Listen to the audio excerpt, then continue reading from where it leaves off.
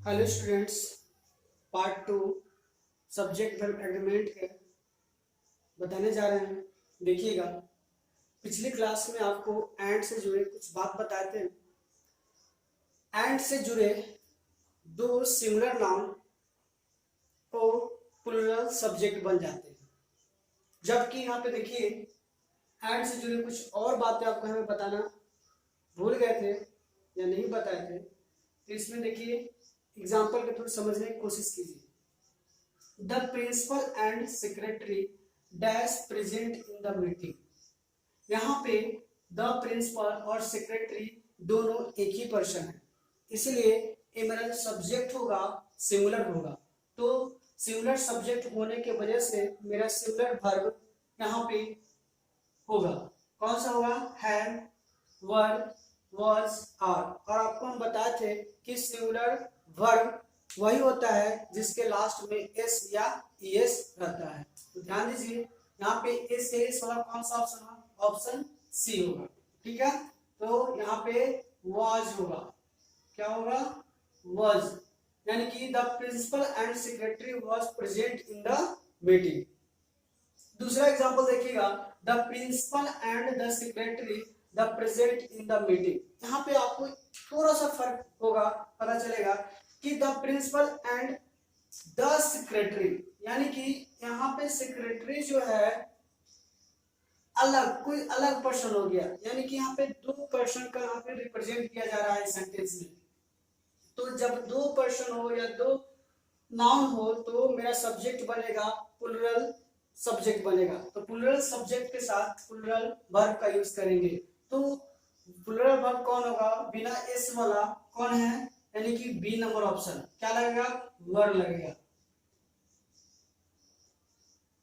Next देखिएगा, a poet and philosopher dash com. यहाँ पे अ पोएट एंड फिलोसोफर यानी दोनों एक ही पर्सन है। एक पोएट है और फिलोसोफर, दोनों एक ही पर्सन को यहाँ पर रिप्रेजेंट किया जा रहा है। जो देखिएगा यहाँ पे सिंगुलर सब्जेक्ट होगा और सिंगुलर सब्जेक्ट के साथ सिंगुलर वर्ब का यूज होगा। सिंगुलर वर्ब इसमें से कौन सा होगा? ऑप्शन नंबर डी, क्योंकि मेरा हैव होगा नहीं, आर होगा नहीं, वर्ब होगा नहीं, ऑप्शन डी के साथ चलेंगे। ठीक है, नेक्स्ट यहाँ पे देखिए example, a poet and a philosopher dash com. यहाँ पे a poet and a philosopher, यहाँ पे एक्स्ट्रा देखिए दोनों सेंटेंस में थोड़ा सा फर्क है। यहाँ पे ए लगा दिया गया है, ठीक है ना। ए इसलिए लगा क्योंकि यहाँ पे अलग अलग पर्सन को रिप्रेजेंट किया जा रहा है, यानी कि दो आर्टिकल्स सेपरेट यानी अलग अलग रहे तो यहाँ पे अलग अलग पर्सन को रिप्रेजेंट करेगा या कोई भी चीज को, नाम को रिप्रेजेंट करेगा। जैसे ध्यान दीजिए, a poet and a philosopher, यहाँ पे दो पर्सन हो गए। दो पर्सन हो गए तो मेरा एंड से जुड़ा हुआ है, तो मेरा सब्जेक्ट यहाँ पे क्या होगा? प्लूरल हो जाएगा। और प्लूरल के साथ कौन सा वर्ब लगता है? प्लूरल वर्ब लगता है। तो यहाँ पे प्लूरल कौन सा होगा? पहला ही ऑप्शन हो सकता है। दूसरा देखेंगे ए नहीं, एस वाला होगा नहीं, इज होगा नहीं, हैज होगा नहीं, तो हम ए ऑप्शन के साथ चलेंगे। ऑप्शन नंबर ए होगा। तो क्या होगा यहाँ पे? A poet and a philosopher have come. ठीक है, तो ये चार एग्जांपल से आप ऑब्जर्व किए होंगे, अगर दो यहाँ पे नाउन दिया रहे और उसके साथ सेपरेट अलग अलग क्या रहे, यहाँ पे आर्टिकल्स का यूज किया हो, तो वो जो नाउन होगा प्लूरल होगा। अगर एक के साथ आर्टिकल्स का यूज हो तो वो नाउन क्या होगा? सिंगुलर होगा, यानी कि सब्जेक्ट मेरा क्या होगा? सिंगुलर होगा। ठीक है, नेक्स्ट देखिए, ये बहुत इंपॉर्टेंट आपका है, ये भी आपका वी आई, यानी कि जो भी है, ये जो फैक्ट बात बताया गया है यहाँ पे, ये बहुत नोट जो दिया गया है बहुत इंपॉर्टेंट है। ये भी आपका इंपॉर्टेंट पॉइंट में आता है, हमेशा हर साल क्वेश्चन इससे रिलेटेड पूछा जाता है। अनफुलफिल्ड विश, यानी कि अनफुलफिल्ड विश जो कभी पूरा ना हो सके, कुछ कंडीशन डिजायर को व्यक्त करने के लिए if, as though, I wish, we wish, etc के बाद सिंगुलर सब्जेक्ट के साथ सिंगुलर वर्ब का यूज होता है। अभी तक आप सब पढ़े हैं कि सिंगुलर सब्जेक्ट का सिंगुलर वर्ब और प्लूरल सब्जेक्ट के साथ प्लूरल वर्ब, लेकिन यहाँ पे देखिए ऐसा कुछ कंडीशन आ जाए इस तरह का जो फुलफिल हो, कभी व्यक्त यानी कि आपका विश जो पूरा ना हो सके, उस स्थिति में तो पहले लगता है if, as though, I wish, we wish, etc के बाद इटीसी रहे तो इसके बाद सिंगुलर सब्जेक्ट तो मेरा सिंगुलर रहेगा लेकिन वर्ब क्या होगा? प्लूरल होगा। कुछ एग्जांपल देखिए, I wish I dash a king. दूसरा एग्जांपल देखिए, I sorry if I dash a bird I would fly to you. Third example है, dash see a bird she would fly to me. यहाँ पे option दिया गया है was, were and none of these, ठीक है ना। तो कौन सा ऑप्शन होना चाहिए तीनों में? देखिएगा, आई wish I dash a king, यहाँ पे विश कर रहा है, इच्छा जाहिर कर रहा है कि मैं क्या एक राजा होता। तो यहाँ पे कौन सा ऑप्शन होगा? बोले ना सिंगुलर, मेरा आई मेरा एक सिंगुलर है, लेकिन इसके साथ कौन सा लगेगा? यहाँ पे कौन सा लगेगा?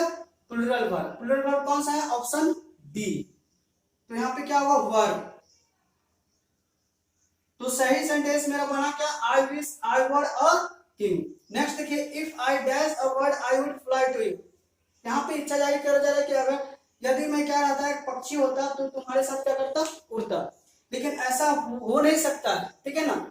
ये विश जो है आपका अनफुलफिल्ड है, ठीक है ना। तो इसके साथ यहाँ पे आपका प्लूरल वर्ब वर लगेगा, ठीक।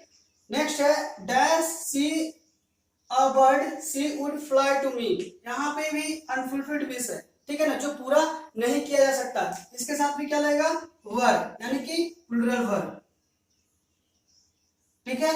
अच्छी तरह से इस चीज को देखिए और स्क्रीनशॉट ले लीजिए, ठीक है। चलिए स्क्रीनशॉट ले लिए होंगे, देखिए। Next, indefinite pronoun. Indefinite pronoun को हम तीन पार्ट में बांट दिए हैं, एक सिंगुलर वर्ब, एक प्लूरल और सिंगुलर प्लूरल। कुछ यहाँ पे सब्जेक्ट जो है सिंगुलर है, कुछ प्लूरल है और कुछ सिंगुलर प्लूरल है। सिंगुलर में कुछ प्रीफिक्स जोड़ के इसमें वर्ड बनाया जा सकता है, जैसे समवन, एनीवन, बडी से बनाते हैं, नोबडी, समबडी, थिंग्स से बना सकते हैं, समथिंग, नथिंग, एनीथिंग। इस सब से वर्ड इंडेफिनिट प्रोनाउन वर्ड्स बना सकते हैं। जैसे यहाँ पे देखिए, ईच, एवरी, वन, इधर, नीदर, ये सब क्या है? सिंगुलर सब्जेक्ट है। प्लूरल सब्जेक्ट में क्या है? मैनी, बोथ, फ्यू और फ्यू। लेकिन एक्सेप्शनल में यहाँ पे देखिए, मैनी के बाद या एंड के बाद, मैनी के बाद ए और एन आ जाए तो मेरा ये सब्जेक्ट बनेगा सिंगुलर सब्जेक्ट बनेगा, ठीक है। तो इस रूल को समझने के लिए हम कुछ एग्जांपल को देखते हैं। जैसे देखिए, somebody dash stolen my pen। यहाँ पे somebody dash stolen my pen, यहाँ पे हैज होगा या हैव होगा। तो somebody मेरा सिंगुलर है कि प्लूरल है? तो देखेंगे सिंगुलर सब्जेक्ट है, तो सिंगुलर सब्जेक्ट के लिए मेरा यहाँ पे का एस वाला चीज है, यहाँ पे क्या होगा? हैज होगा। हैव क्या हो गया? कैंसिल हो गया, ठीक है। फिर दूसरा देखिए, either of your brother dash made. यहाँ पे इधर में क्या है? सिंगुलर सब्जेक्ट है कि प्लूरल है? तो मेरा सिंगुलर सब्जेक्ट हुआ। तो सिंगुलर सब्जेक्ट के साथ सिंगुलर वर्ब का यूज होता है, जो यहाँ पे क्या है? इज होगा, आर नहीं होगा। फिर देखिए नेक्स्ट एग्जांपल देखिएगा, फ्यू पर्सन्स डैश ऑनेस्ट। यहाँ पे फ्यू पर्सन्स डैश ऑनेस्ट। पहले देखेंगे सब्जेक्ट मेरा सिंगुलर या प्लूरल है। सब्जेक्ट में देखिए फ्यू, फ्यू मेरा किसमें? प्लूरल में है। तो प्लूरल क्या यहाँ पे वर्ब, फ्यू क्या हुआ वर्ब, मेरा सिंगुलर क्या, मेरा फ्यू क्या हुआ? ए प्लूरल सब्जेक्ट हुआ। प्लूरल सब्जेक्ट के साथ मेरा कौन सा वर्ब होना चाहिए? Plural verb. प्लूरल वर्ब यहाँ पे आर होगा, इस क्या होगा? कैंसिल हो गया। Next, many of the boys dash laborious. Many of the boys dash laborious, यानी मेनी मेरा क्या है? सिंगुलर या प्लूरल है? यहाँ पे प्लूरल है, तो मेनी के बाद यहाँ पे सिंगुलर हैज हो गया, इज सिंगुलर हो गया, वर मेरा प्लूरल हो गया, हैव मेरा प्लूरल हो गया। तो देखेंगे हैव होगा कि हैज, वर होगा, वर होगा या हैव होगा, दोनों में से कौन सा ऑप्शन हो सकता है? देखेंगे हैव या हैज के बाद मेरे वर्ब थ्री होना चाहिए, जबकि यहाँ पे वर्ब थ्री कुछ ऐसा नहीं है और पास का भी अर्थ इस सेंटेंस में नहीं दिखला रहा है। तो यहाँ पे सी ऑप्शन वर्ड यूज होगा, ठीक है। यहाँ पे होगा इज, यहाँ पे होगा आपका हैज। नेक्स्ट देखिए, नेक्स्ट जो इसी का एक और एग्जांपल है, देखिए इधर आप यहाँ पे देख सकते हैं, some of water dash required here. Some of water, यहाँ पे सम ऑफ वाटर, सम के बाद मेरा यहाँ पे वाटर क्या है? सिंगुलर अनकंटेबल है, जो सिंगुलर को रिप्रेजेंट करता है, और सिंगुलर यहाँ पे सब्जेक्ट कौन होगा? इज होगा। ए ऑप्शन के साथ चलेंगे।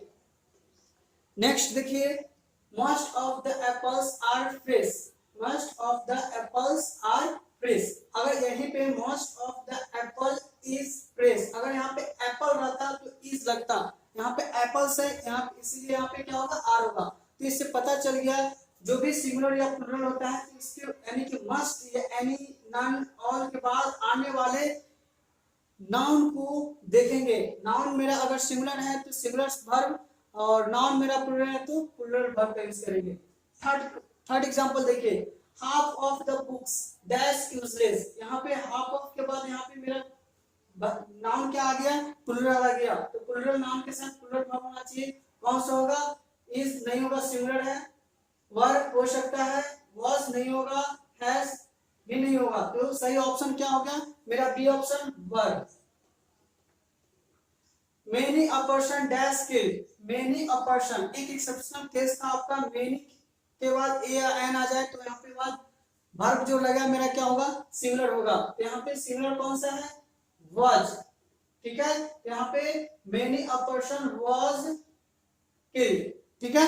अब नेक्स्ट रूल को देखिए, यदि दो subject not only but also, neither, not, इधर और से जुड़े हो तो वर्ब अपने नजदीक वाले सब्जेक्ट के अनुसार यूज होगा। यानी कि वर्ब जो होगा अपने नजदीक वाले सब्जेक्ट, नजदीक वाले सब्जेक्ट क्या होता है, यहाँ पे देखिएगा, not only the students but also the teacher dash present. यहाँ पे नॉट ओनली बट आल्सो, यानी कि जो नजदीक वाला सब्जेक्ट कौन हुआ, नजदीक वाला मेरा सब्जेक्ट ये वाला होगा, द टीचर होगा। द टीचर के साथ यहाँ पे कौन सा वर्ब होना चाहिए, सिंगुलर है तो यहाँ पे सिंगुलर होना चाहिए। हैज लगा दे या इज लगा, तो आपको पहले से बता दिए हैं कि हैज आने के लिए या पास का अर्थ होना चाहिए या भी3 होना चाहिए, जबकि ऐसा है इस सेंटेंस में कुछ ऐसा नहीं बतला रहा है, इसलिए सी ऑप्शन के साथ इज लगेगा। इसमें सही आपका सेंटेंस बना, not only the students but also the teacher is present. यहाँ पे स्टूडेंट्स को देखकर कंफ्यूज मत कीजिए, क्योंकि यहाँ पे इसके अनुसार नहीं चलेंगे, हम जो नजदीक वाले जो सब्जेक्ट है उसके अनुसार वर्ब का यूज करेंगे। नेक्स्ट देखिए, इधर यू और your brother dash done it. यहाँ पे नजदीक वाले सब्जेक्ट कौन है, यानी कि जो वर्ब लगाएंगे उसके नजदीक का सब्जेक्ट कौन होगा, तो योर ब्रदर। योर ब्रदर मेरा क्या है, सिंगुलर है, तो सिंगुलर मेरा यहाँ पे कौन सा होगा, हैज होगा, इज होगा, दोनों में से एक होगा। तो यहाँ पे डन, डन इट, यहाँ पे वर्ब 3 लगा है, इज तो होगा नहीं, क्या होगा, हैज होगा, ठीक है। तो यहाँ पे सही आपका सेंटेंस बना, इधर यू और your brother has done it, ठीक है ना। यू के अनुसार नहीं देखेंगे हम, यहाँ पे क्या देखेंगे, ब्रदर के अनुसार, ठीक है। इसका स्क्रीनशॉट ले लीजिए, थैंक यू।